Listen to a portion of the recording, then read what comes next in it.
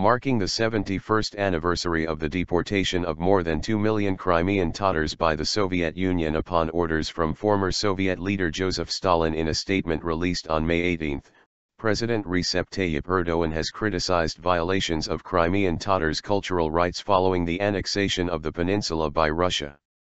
I remember with great respect those Crimean Tatars who lost their lives far from their homeland 71 years ago today.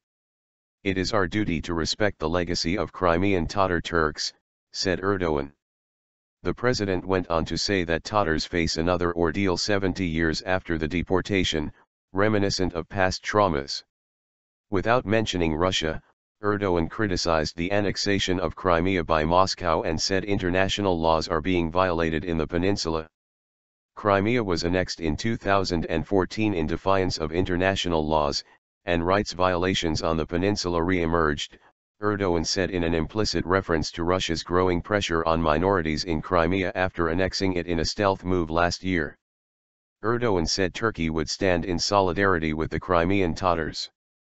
Foreign Minister Mevlut Cavusoglu was scheduled to attend an event in Kiev on Monday to mark the 71st anniversary of the deportation. The event aims to bring international attention to one of the forgotten chapters of World War II, the mass forced migration of Tatars. Crimean Tatars as well as Ukrainians will join the event at a time of renewed fighting in eastern Ukraine between government forces and separatist groups despite a truce. The Ukrainian government accuses Russia of violating the cultural rights of Crimean Tatars, a claim rejected by Moscow. A TV channel in Crimea broadcasting in the Tatar language went off the air in March, drawing criticism from Ankara. Toward the end of World War II, the Soviets punished locals in a number of countries whom they suspected to have collaborated with Nazi Germany. In 1944, more than 2 million Tatars, a Turkic people living in Crimea, faced collective punishment and were forced to board Siberia-bound trains, which normally carried animals and equipment, in unlivable conditions. Many of them were forced to settle in Uzbekistan.